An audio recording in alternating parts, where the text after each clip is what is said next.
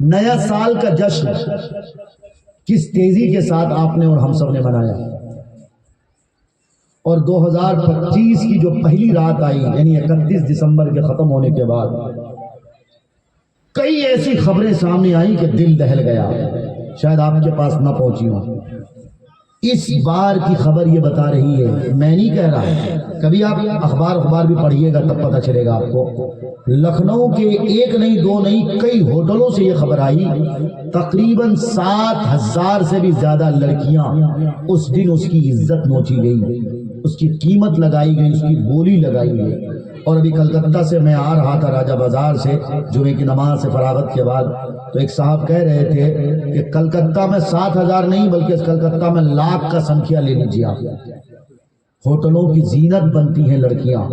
اور اس میں شرم کی بات ایک سامنے یہ بھی آئی، مٹیا برج علاقے سے بتا رہے تھے وہ کہ اس میں ادھکتر زیادہ تر مسلم لڑکیاں تھیں۔ آپ جانتے ہیں کیا حشر ہوگا اس کا، ہم نے اور آپ نے اس کا انجام جانا ہے۔ ارے کیسا جشن صاحب، کیسی مبارکبادی، نیا سال آیا ہے لیکن کیا نیا ہے، کیا نیا ہے؟ آپ کی زندگی میں کل بھی غربت تھی آج بھی ہے، کل بھی آپ پریشان تھے آج بھی آپ پریشان ہو، کل بھی غریبوں پہ ظلم ہو رہا تھا آج بھی ہو رہا، کل بھی ماؤں کی عزتیں لوٹی جا رہی تھی آج بھی لوٹی جا رہی، سورج وہی، چاند وہی، زمین وہی، آسمان وہی، میری سانسیں وہی، لوگ وہی، سب کچھ وہی، تو پھر نیا سال کیسا، کیسا نیا سال؟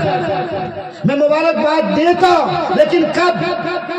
جب ہاسپٹلوں کے بیڈ پر پیسے کی وجہ سے، غریب ہونے کی وجہ سے پیشنٹ دم توڑ رہا، ڈاکٹروں کو فکر نہیں کہ غریب ہے تو اس کا علاج کر دیا جائے، کوئی نہیں فری میں علاج کرتا ہے۔ اگر غریبوں کی دیکھ ریکھ ہوتی، اس کی فکر ہوتی، ہاسپٹلوں میں اس کا علاج فری میں کیا جاتا، تب سمجھتا کہ نیا سال مبارک۔ چلو 2024 میں یہ نہیں تھا تو 2025 آتے آتے یہ سب کچھ ہوا۔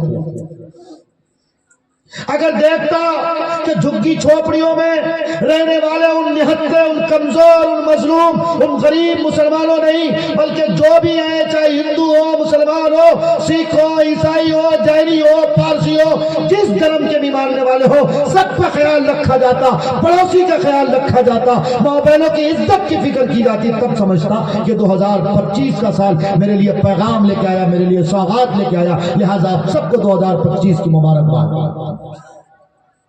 لیکن یہاں تو گنگا الٹی بہ رہی ہے، سارا سسٹم الٹا ہے۔ پٹریوں پر جا کر دیکھو، اسٹیشنوں میں جا کر دیکھو، بس اڈوں میں جا کر دیکھو، ارے ہم نے اور آپ نے تو کتنے کپڑے پہن رکھے دیکھ لو نا۔ لیکن کبھی ان غریبوں کی فکر کی ہو جو بیچارے پٹریوں پر اس نیل آسمان کے نیچے کھلے آسمان میں ایک پھٹی اور دبی چادر اوڑھ کے سو جاتے ہیں؟ کبھی غور کیا کسی نے کہ وہ بیچارے جن جگہوں پہ ہم لوگ جا کر کوڑا پھینکتے ہیں اور ہماری بریانی سڑ جاتی ہے تو بریانی کا چاول بھی اسی کوڑے دان میں پھینک دیتے ہو؟ غریب آتا ہے جس کے جسم میں کپڑا بھی نہیں ہوتا، جس کے پیر میں چپل بھی نہیں ہوتی، وہ غریب آ کر اس کوڑے دان سے بریانی کے آپ کے پروٹین کو پھاڑتا ہے جس میں اتنی بدبو آتی کہ میرا ناک پھٹ جائے۔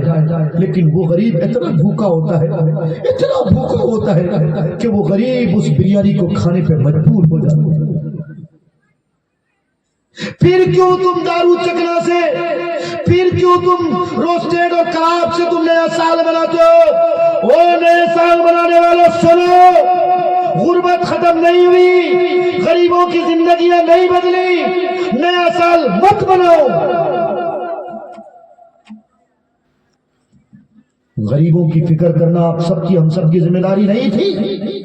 ہمارے آقا کائنات کے سردار حضرت محمد مصطفیٰ صلی اللہ علیہ وسلم، عید کا دن ہے، آپ علیہ الصلوۃ والسلام مکے کی گلیوں میں نکلتے ہیں، ڈھونڈ ڈھونڈ کر یتیم بچوں کو لاتے ہیں اور ان یتیم بچوں کو اپنے کندھے پر بٹھالتے ہیں، لاتے ہیں اپنے دست مبارک سے، اپنے دست مبارک سے۔ چونکہ ایک بات بتا دوں، مکے میں جو کوئی رئیس قبیلے یعنی مالدار قبیلے سے، قریش اور ہاشم قبیلے سے ہوتا تھا، اس کے لیے یہ بات عیب سمجھی جاتی جاتی تھی یتیم بچوں کو وہ گود نہ لے. آپ علیہ السلام نے دنیا والوں کو نمونہ دیا. آپ میسنجر ہیں اور آپ کائنات کے سردار ہیں. آپ صرف مسلمانوں کے نبی نہیں ہیں, میں پھر کہتا ہوں مسلمانوں کے نبی نہیں, بلکہ آپ پوری دنیا انسانیت کے لیے ہیں, مانوتا کے سمان کے لیے اللہ تعالیٰ نے آپ کو بھیجا ہے. آپ اللہ تبارک و تعالیٰ کی طرف سے وہ سارے میسیجز اپنے بندوں تک لائے ہیں جن میسیجز کو لانا ضروری تھا.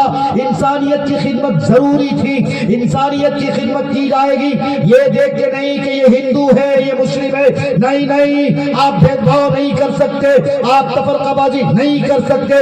ہندو بھائیوں کا بھی خیال رکھا جائے گا, جینیوں کا بھی خیال رکھا جائے گا, سکھوں کا بھی خیال رکھا جائے گا. یہی سندیش, یہی میسج, یہی پیغام کائنات کے سردار نے ہم سب کو دیا, ہم سب کو یہی سندیش دیا. اس لیے آپ علیہ السلام عید کے دن مکے کی گلیوں میں جا کر یتیم بچوں کو چن چن کے لاتے, اپنے کندھے پہ بٹھالتے ہیں, ان بچوں سے کہتے ہیں کہ اے بچوں آج تم گرو کرو, آج فخر کرو اور اپنے آپ سے کہو میں یتیم نہیں, جس کا کوئی نہیں اس کا محمد رسول اللہ. پھر ان بچوں کو آپ علیہ السلام اپنے دستے مبارک سے نہلاتے ہیں. اما عائشہ سے آپ علیہ السلام فرماتے عائشہ ایسا کرو تیل لاؤ, خوشبو لاؤ, میں بعد میں غسل کروں گا, میں بعد میں نہاؤں گا, پہلے ان بچوں کو دولہا بناؤ, ان بچوں کو تیل لگاؤ, ان بچوں کو خوشبو لگاؤ. بچوں کو تیار کیا جاتا.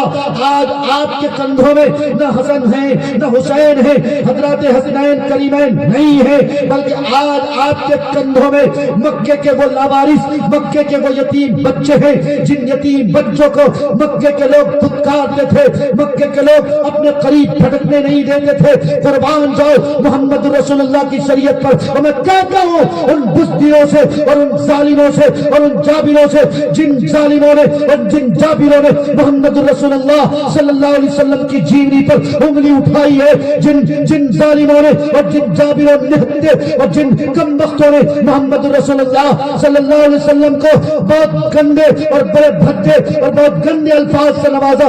قربان جاؤ محمد رسول اللہ صلی اللہ علیہ وسلم پر. آپ نے مکے کے ان غریب اور ان نہیں اور ان یتیم بچوں کو نہلانے کے بعد خود تیار ہوتے ہیں.